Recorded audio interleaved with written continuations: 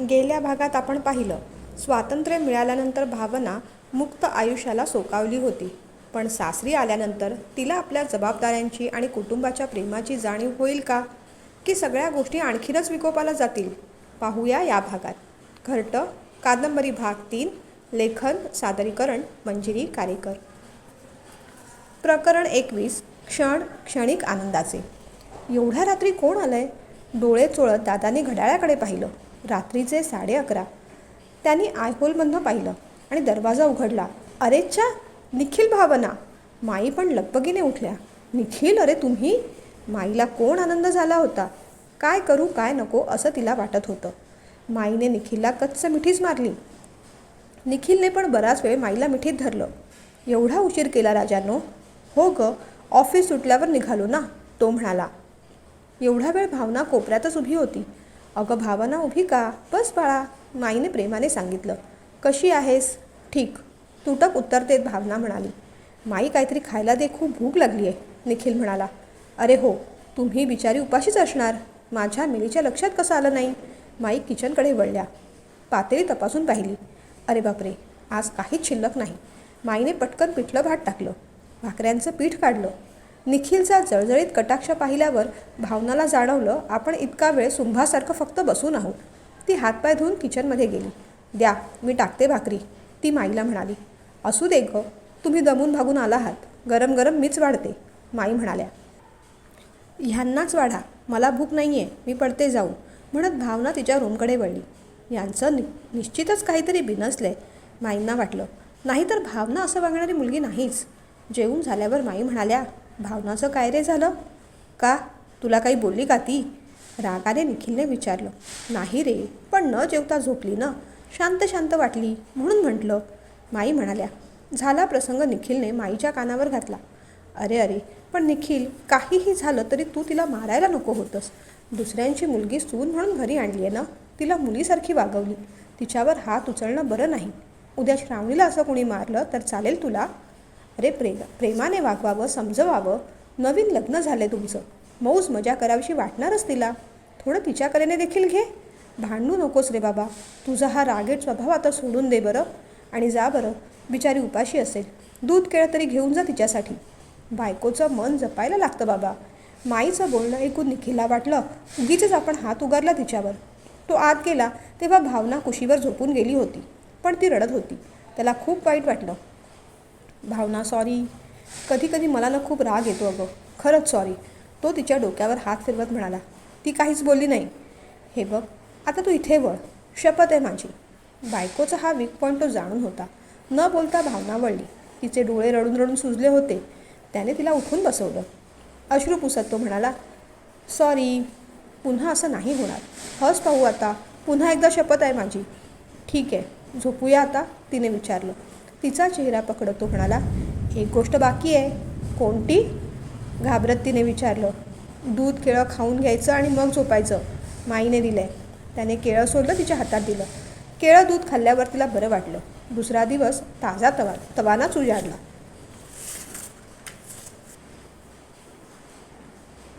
प्रकरण 22.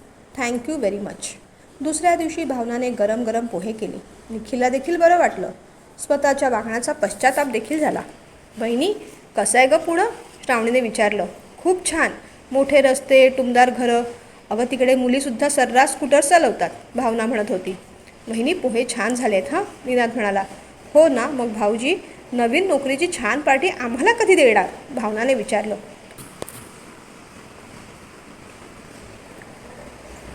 हो ना वहिनी, माझी पण पार्टी ड्यू आहे ह्याच्यावर. बरं झालं, आता द्यावीच लागेल निनादला पार्टी, श्रावणी म्हणाली. अरे कधीही वहिनी, आज रात्री डिनर माझ्याकडून, निनादने होकार कळवला. मुलांची थट्टा मस्करी चाललेली पाहून माई दादांना देखील खूप बरं वाटलं. माईला कालचं भांडण मिटल्याचा आनंद झाला होता. पण आता जेवण करायच्या विचाराने ती उठली. माई, बसा ना, कुठे चाललात?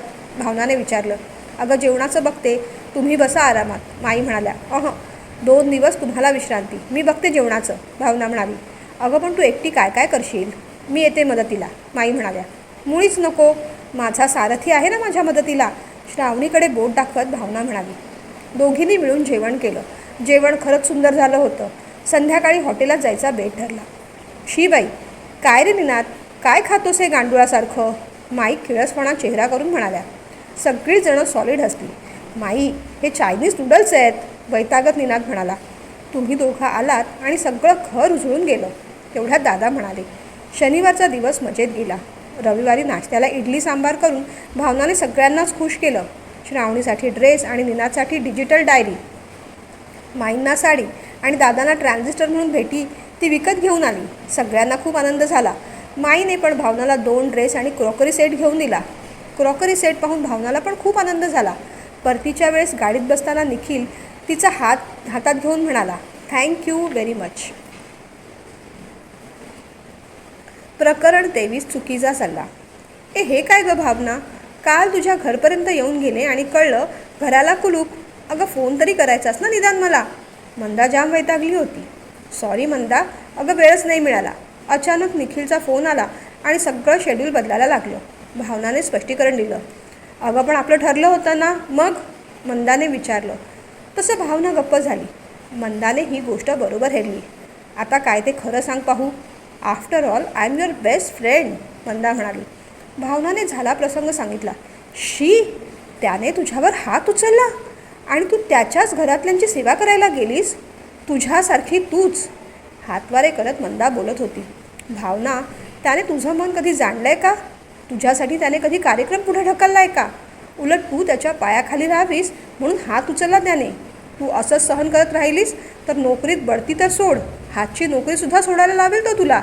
आणि मग तू धुणी भांडी करत बसशील बघ. मंदाचं हे बोलणं ऐकून भावनाला वाटलं हे जरा अतिच होतंय. पण मंदाला तसं बोलता येण्यासारखं नव्हतं. नोकरीत प्रमोशन, पगारवाढ कसं मिळवायचं हे तिला व्यवस्थित ठाऊक होतं. 6 महिन्यात भावनाला असिस्टंट मॅनेजरची पोस्ट देण्यासाठी दीक्षित साहेबांकडे ती शब्द टाकणार होती.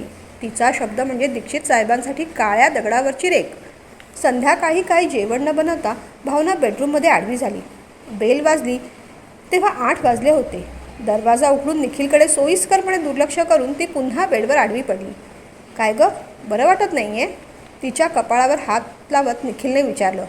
मला काय झालं आहे, ठीक आहे सगळं, तीही त्वेषाने म्हणाली. हा बघ, तुझ्यासाठी गजरा आणला आहे.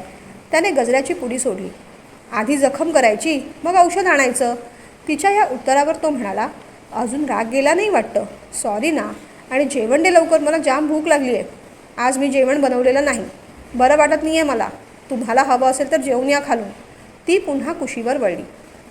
बरं, तुला औषध आणि काय खायला आणू का, त्याने विचारलं. विष आणा ना मिळालं तर. त्याच्या या बोलण्यावर तो खरं भडकला होता, पण आपल्या रागावर संयम ठेवून तो खाली उतरला. रात्रभर ती भुकेने तळमळत होती. बायकोची काळजी आहे कुठे? भुकेने मेले तरी काय फरक पडतोय? बाकीचे आहेत की घरातले सगळे? तिची अखंड बडबड चालू होती. निखिल उठला. त्याने इडली वड्याचं पाकीट फोडलं, नारळ पाणी ग्लासात ओतलं आणि तिच्यासमोर ठेवलं. खाऊन घे. पोट भरल्यावर तिला शांत झोप लागली. सकाळी टेबलावर हॉटेलचं बिल दिसलं. 80 रुपये इडली वडा. म्हणजे निखिल उपाशीच राहिला. तेव्हा तिच्या डोळ्यात पाणी आलं. शी, आपण असं का वागलो? निखिलच्या घरातले जाऊ दे, पण निखिलला तरी आता दुखवायचं नाही. तो आपला आहे हे मात्र तिने निश्चितच ठरवलं. प्रकरण 24. हिरमोड. हाय पार्टनर, कसं चाललंय सगळं? विशाखाने भावनाला फोनवर विचारलं. हाय विशू, सगळं ठीक. ऑफिस पण छान आहे इथे. एक मैत्रीण पण भेटली आहे, मंदा नाव तिचं. भावनाने माहिती पुरवली. बरं, निखिल भाऊजी काय म्हणतायत? विशाखाने विचारलं. ठीकच म्हणायचं. भावनाच्या कोरड्या प्रतिक्रियेचं विशाखाला जरा आश्चर्यच वाटलं. एनी प्रॉब्लेम भावना? विशाखाने विचारलं. छे ग, प्रॉब्लेमचा विचार करायला वेळ नसतोच मुळी. ऑफिसमध्येच सगळा वेळ जातो. असिस्टंट जनरल मॅनेजर असंच का होता येतं? ती सहजपणे बोलून गेली. भावना, प्रमोशन वगैरे चांगलं आहे ग, पण ऑफिस पॉलिटिक्स, शॉर्टकट्स, ओव्हर जबाबदारी यामुळे संसाराकडे दुर्लक्ष होईल. असं काही करू नकोस बाई, विशाखाने सल्ला दिला. प्लीज यार, तू आता संसाराचे धडे नको देऊस हं. मी ठेवते फोन. उद्याचं काम पेंडिंग आहे, ते करायचं आहे. भावनाने ताडकन फोन ठेवून दिला. विशाखाला फार वाईट वाटलं. भावना एवढी महत्त्वाकांक्षी नव्हती. हे अचानक ती कशी बदलली? तिला निखिलचंही महत्त्व वाटू नये. विशाखाने पुन्हा एकदा खरं जाणण्यासाठी फोन लावला. भावनाने नंबर पाहिला आणि सरळ डिस्कनेक्ट करून टाकला. मनाशीच ती पुटपुटली. स्वतः अगदी सेट झाली आहे आणि मला धडे सांगते आहे. हिचं ना लग्न झालंय ना संसाराचा ठाव ठिकाणा. आली आहे मोठी मला शिकवायला. माझ्यासारखा दुराग्रही नवरा आणि अपेक्षांचं ओझं लादणारं सासर मिळू दे हिला, तेव्हा बघते कसं घर सांभाळते. घर, संसार आणि नोकरी दोन्ही कसं सांभाळते ते. म्हणतात ना, जलसी इज दाय नेम ऑफ वुमन. आणि विशाखा देखील याला अपवाद नाही. जाऊ देत, हिच्यामुळे अजून मूड खराब नको व्हायला. आज निखिल उशिरा येणार होता. त्याच्यासाठी कॅन्डल लाईट डिनरचा प्रोग्राम तिने घरीच बनवला होता. तिने सगळी तयारी केली, पण निखिलने दिलेली बातमी ऐकताच तिचा पुरता हिरमोड झाला. प्रकरण 25. पुण्याची ट्रिप. भावना, पुढल्या आठवड्यात माई, दादा, निनाद, श्रावणी 2 दिवसांसाठी इथे येत आहेत, निखिल म्हणाला. उसना आनंद आणून भावना देखील म्हणाली, अरे वा. हे बघ भावना, एक शनिवार आपण दोघेही सुट्टी टाकू आणि त्यांना पुणे फिरवून आणू, निखिल म्हणाला. भावनाला शनिवारी पर्सनॅलिटी डेव्हलपमेंटचं सेमिनार होतं ऑफिसमध्येच. मंदाला जर ही लगडी सबब कळली न येण्याची, तर आपलं प्रमोशन 6 महिन्यात काय 6 वर्षात देखील होणार नाही, हे ती जाणून होती. निखिल, मला जमणार नाही हो, शनिवारी महत्त्वाचं काम आहे ऑफिसमध्ये, भावना नजर चुकत म्हणाली. शुक्रवारी जेव्हा भावना घरी आली तेव्हा 10 वाजले होते. माई, दादा मंडळी येऊन 2 तास झाले होते, पण भावनाला उशीर झाला. दीक्षित साहेबांचा वाढदिवस आणि मंदाने पार्टी ठेवली होती. निखिलने बाहेरून जेवण मागवलं. भावनालाही जरा ऑकवर्ड वाटलं. सॉरी, आज खूप काम होतं ऑफिसमध्ये, ती म्हणाली. असू दे ग, व्हायचंच, पण काळजी घे ग.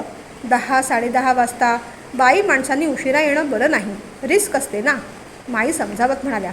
भावनाला त्यांचा खूप राग आला. तेव्हा ती काही बोलली नाही. दुसऱ्या दिवशी भावना लवकर उठली. घरात दूध, साखर काहीच नव्हतं. घरात काय संपलंय, काय आहे याची यादी करायलाही तिला वेळ मिळत नव्हता.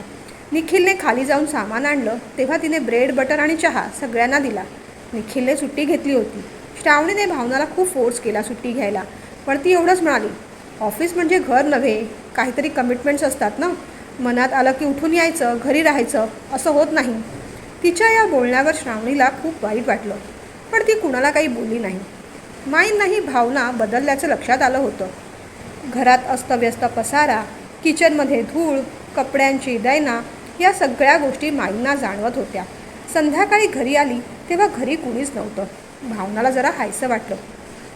ती व्यवस्थित खाऊन आली होती. तिने किचनकडे नजर टाकली. घर छान पुसून स्वच्छ लखलखीत केलं होतं. डबे, झाकण स्वच्छ, कपडे घड्या करून व्यवस्थित ठेवलेले. तिला प्रसन्न वाटलं, पण लगेच मनात विचार आला, बरोबर बोलली होती मंदा, तुझ्या संसारात सासरची लोक लुडबुड करतील येऊन, हे इकडे ठेव, ते तिकडे ठेव, पण तू मात्र खपवून घेऊ नकोस हा. मरू दे, काय विचार करायचा यांचा, जातील उद्या. तितक्यात दरवाजावरची बेल वाजली. आली असतील गाव झोळून.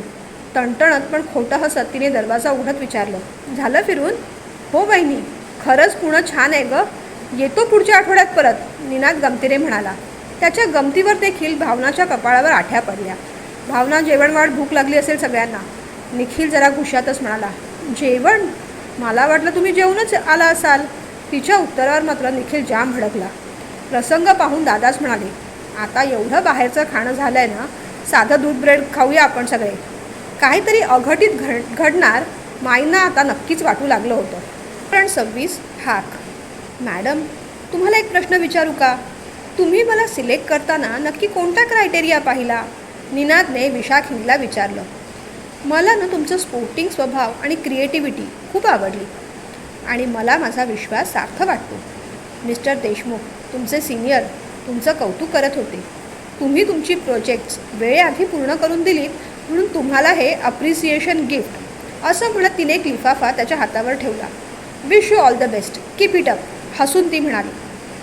निनादने मग बंद लिफाफा उघडून पाहिला. 25,000चा चेक. त्याने व्यक्तिगतरित्या मिस्टर देशमुखांना थँक्स म्हटलं. तो हसतच ऑफिसमधून बाहेर पडला. घरी जाता जाता तो ग्रीटिंग कार्डच्या दुकानात वळला. सकाळी माईनी 2दा बजावून सांगितलं होतं ग्रीटिंग कार्ड आणायला. त्याने ग्रीटिंग कार्ड निवडलं. त्यात मेसेज होता, प्रिय सुनेस, तू आलीस लक्ष्मीच्या पावलाने, तू आलीस अन्नपूर्णेच्या रूपाने, तू आलीस सरस्वतीच्या प्रतिमेने, घरात प्रकाश किरणांची आभा होऊन, सगळ्यांना केलंस आपलं प्रेमाने, जगात सांगतो तुझी महती अभिमानाने, वाढदिवसाच्या खूप शुभेच्छा. वा, माईला हे ग्रीटिंग नक्कीच आवडेल. त्याने ग्रीटिंग घेतलं आणि तो मागे वळला. अरे मॅडम, तुम्ही? विशाखिनीला पाहत त्याने विचारलं.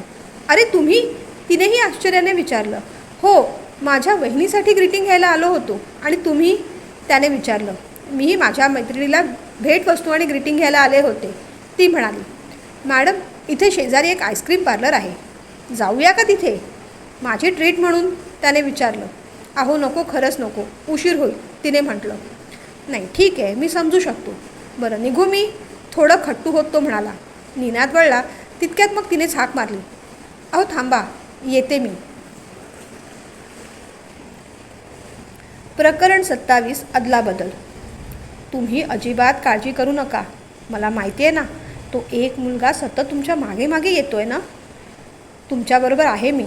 तसंच काही वाटलं तर घरपर्यंत सोडीन तुम्हाला. नॉट टू वरी. निनादच्या बोलण्याचं विशाखिनीला आश्चर्य वाटलं. ह्याचं किती लक्ष आहे आपल्याकडे आणि किती काळजी घेतोय हा आपली. बरं, आता आपण इथेच थांबलो तर तो मुलगा इथेच थांबेल. त्यापेक्षा एकतर आपण चालत चालत पुढे जाऊया किंवा आईस्क्रीम पार्लरमध्ये. अर्थात तुम्हाला कम्फर्टेबल वाटत असेल तरच. हां, निनाद म्हणाला. तिच्या संमतीने दोघं आईस्क्रीम पार्लरमध्ये गेली. राग येणार नसेल तर विचारू एक, तो म्हणाला. विचारा ना. तो मुलगा तुमच्या ओळखीचा आहे का? हो, शेजारच्या सोसायटीत राहतो. 4 वर्ष माझ्या मागे लागला आहे. पण तो बरोबर नाही हो, सगळ्या मुलींना त्रास देतो. 1-2दा माझी छेड देखील काढली त्याने, ती म्हणाली. अहो मग घरी सांगा, बाबांना किंवा भावाला, तो म्हणाला. मला भाऊ नाही आणि बाबा 2 वर्षांपूर्वीच वारले. आईला सांगितलं तर ती काळजी करत बसेल, ती काकुळतीला येऊन म्हणाली. आय एम सॉरी, आता मी आहे ना, स्मितहास्य करत तो म्हणाला. बाहेर येऊन ते स्टॉपच्या दिशेने चालू लागले. स्टॉपवर तो मुलगा उभा होता. निनाद म्हणाला. हां, काळजी करू नका, मी सोडतो तुम्हाला. मग मात्र त्याला नकार द्यायची हिंमत विशाखिनीला झाली नाही. बसमध्ये तो तिच्या मागेच उभा राहिला. बिल्डिंगच्या खालपर्यंत निनाद तिच्या बरोबर होता. आता मात्र तो मुलगा दिसत नव्हता. घरी चला, आईशी पण ओळख होईल, ती म्हणाली. आता नको, पुन्हा केव्हा तरी. सध्या काळजी घ्या, येतो मी. त्याच्या पाठमोऱ्या आकृतीकडे ती बराच वेळ पाहत होती. निनादला विशाखिनीची काळजी वाटत होती. त्याचं मन सारखं तिच्याकडे ओढ घेत होतं. त्याला विशाखिनी आवडू लागली होती, अगदी मनापासून. आणलंस का रे ग्रीटिंग? माईच्या प्रश्नाने तो भानावर आला. तिच्या हातात ग्रीटिंग देऊन तो फ्रेश व्हायला वळला. माईने ग्रीटिंग उघडलं. मेसेज वाचला. माझ्या प्रिय सखी, तुझ्यासोबतचे क्षण सोनेरी, विसरणं शक्य नाही. दूर असलीस तरी तुझा वाढदिवस विसरणं अजिबातच शक्य नाही. तुझ्या भेटीसाठी आतुरलेले मन माझे फक्त शुभेच्छा पाठवतायत. भेट कार्डीतर्फे वाढदिवसाच्या शुभेच्छा. हे काय कार्ड? ही कोण सखी निनादची आता? माईने कार्ड निखिल पुढे ठेवलं. निखिल गोंधळत म्हणाला. अगं, दुकानदाराने काहीतरी चुकीचं दिलं वाटतं. पण कार्डची अदलाबदल झाली होती आईस्क्रीम पार्लरमध्ये. प्रकरण 28 मागणी. बदललेलं ग्रीटिंग कार्ड घेऊन लंच ब्रेकमध्ये तो विशाखिनीला भेटायला गेला. हे तुमचं कार्ड देतो म्हणाला. ग्रीटिंग कार्डचा घोळ एव्हाना तिच्याही लक्षात आला होता, पण ती वेगळ्याच टेन्शनमध्ये दिसत होती. ऐकलत का? संध्याकाळी आईस्क्रीम पार्लरमध्ये भेटाल, महत्त्वाचं बोलायचं आहे, गंभीर होत ती म्हणाली. त्या मुलाने परत त्याचं वाक्य अर्धवट तोडत ती म्हणाली. नाही, संध्याकाळी बोलूया. मग मात्र निनादचं कामात लक्ष लागेना. काय बोलायचं असेल त्यांना? संध्याकाळी दोघं एकत्रच निघाली. काय विशेष? एकदम टेन्शनमध्ये वाटताय? त्याने विषयाला हात घातला.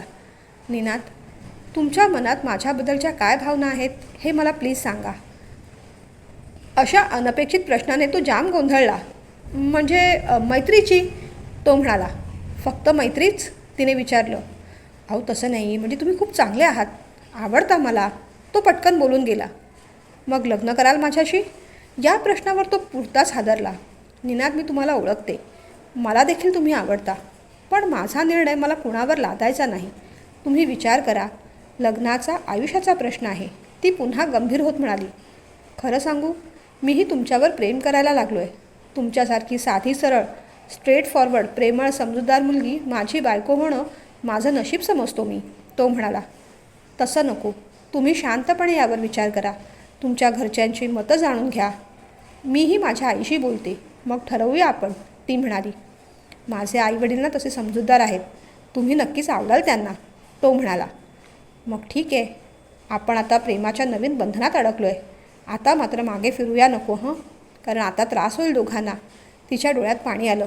प्लीज रडू नका, मी कधीच अंतर देणार नाही तुम्हाला, वचन देतो. तो पुढे म्हणाला. आपण एकमेकांना अहोजाव नाही करायचं. अरे तुरे करूया. प्रेमात दुरावा कशाला? त्याच्या या बोलण्यावर ती म्हणाली, हां ठीक आहे, आता निघूया.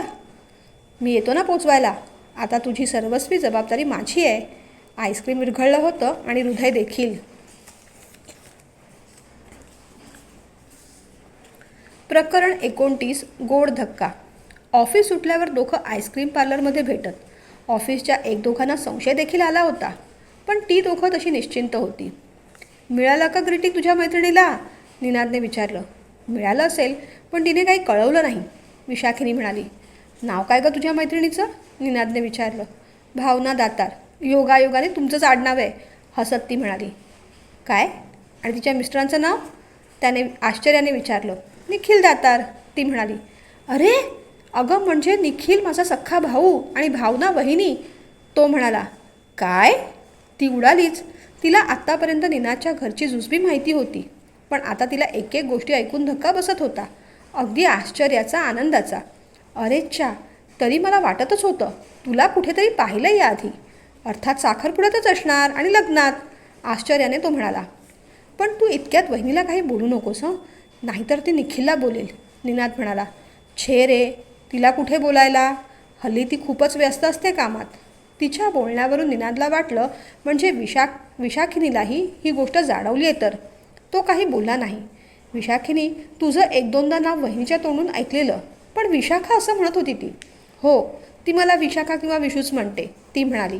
मग आजपासून मीही तुला विशूच म्हणेन हां, तो म्हणाला. आजच मी माईंकडे विषय काढतो, पण सध्या ही तुमची मैत्रीची ओळख सांगत नाही तिला. निरोप घेऊन दोघं आपापल्या घरी निघाली. विशाखाला आठवलं, भावना नेहमी म्हणायची, ए विशू, लग्नानंतर आपलं कसं होणार? आपण कसं भेटणार एकमेकींना? तेव्हा विशाखा हसून म्हणायची, अगं असं करूया, एकाच घरात लग्न करूया आपण. मग दोघी खळखळून हसायच्या. आपण दोघी जावा. विशाखाच्या आईला निनादबद्दल आक्षेप नव्हता. चांगला मुलगा असेल तर विशाखाच्या लग्नाच्या जबाबदारीतून त्यांनाही लवकरात लवकर मुक्तच व्हायचं होतं. प्रकरण 30. पुढे काय?